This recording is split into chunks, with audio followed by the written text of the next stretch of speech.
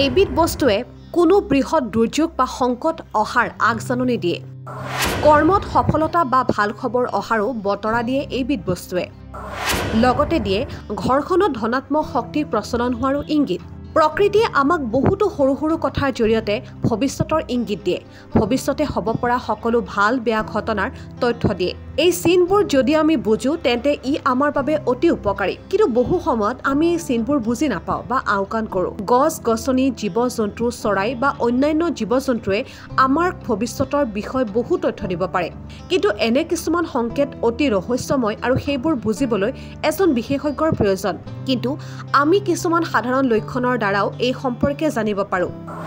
চৰাইৰ পৰা পোৱা সংকেতবোৰৰ অৰ্থ কি? ভৱিষ্যতৰ বিষয়ে চৰাই কিদৰে সাৱধান কৰে? চৰাইৰ মাত মধুৰ সংগীতৰ দৰে, শুনিলে মনটো সুখী হৈ পৰে। কিন্তু আজিকালি চৰাইৰ সংখ্যা খুব কমি গৈছে। চৰাইৰ অস্তিত্ব এতিয়া বিপদত পৰিছে। চৰাইৰ চিন আৰু ইয়াৰ অৰ্থ। কাউৰী।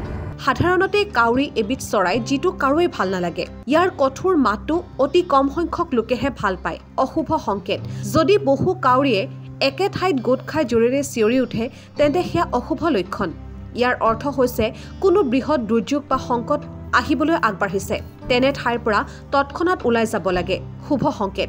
কাউৰীয়ে যদি মাংসৰ টুকুৰা মুখত লৈ বহি থকা বা পানীৰে ভৰা পাত্ৰৰ কাষত বহি থকা দেখা যায় তেন্তে সেয়া শুভ লক্ষণ। ই কোনো ভাল ঘটনাৰ ইংগিত দিয়ে। ঘৰখনলৈ সুখ আৰু সমৃদ্ধি কঢ়িয়াই আনে। পৰামৰ্শ: ঘৰৰ সন্মুখত সদায় পানীৰে ভৰা পাত্ৰ এটা ৰাখক যাতে কাউৰীয়ে পানী খোৱা দেখা যায়। ফেঁচা। ফেঁচাক লক্ষ্মী দেৱীৰ বাহন বুলি গণ্য কৰা হয়। কেৱল ভাৰততেই নহয়, বিশ্বৰ বহু দেশত ফেঁচাৰ লগত জড়িত বহু শুভ আৰু অশুভ লক্ষণ প্ৰচলিত। অশুভ চিন। যদি কোনো ঘৰৰ ছাদত এটা ফেঁচা আহি বহি থাকে সেয়া ঘৰটোত সোনকালেই কোনো দুৰ্যোগ হ'ব বুলি অনুমান কৰিব পাৰি। ফেঁচাৰ কান্দোনৰ শব্দ শুনিলে তাক মৃত্যুৰ আগজাননী বুলিও গণ্য কৰা হয়। শুভ সংকেত।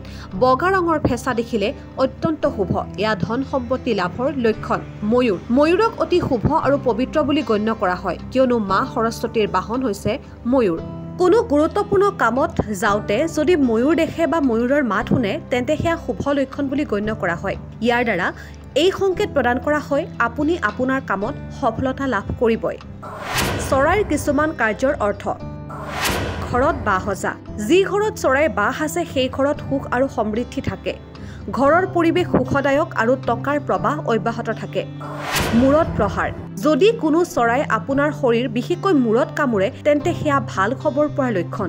চৰাই ঘৰত কাৰোবাৰ কোবাই মাৰিলেও ইয়াক শুভ বুলি গণ্য কৰা হয়। ভয় নোহোৱাকৈ কাষচপা।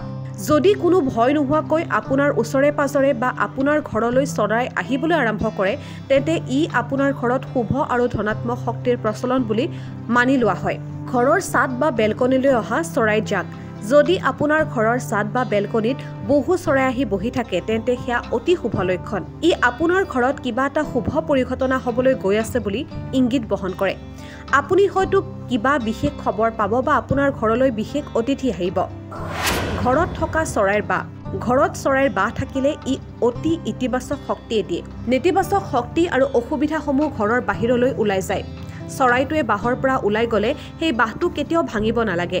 বহু সময়ত চৰাইটো একেটা বাঁহলৈ ঘূৰি আহে আৰু ইয়াকো শুভ লক্ষণ বুলি গণ্য কৰা হয়। সেয়েহে এই চৰাইবোৰক আমি ৰক্ষা কৰিব লাগে। ইয়াৰ প্ৰজাতিবোৰক বিলুপ্তিৰ পৰা বচাব লাগে।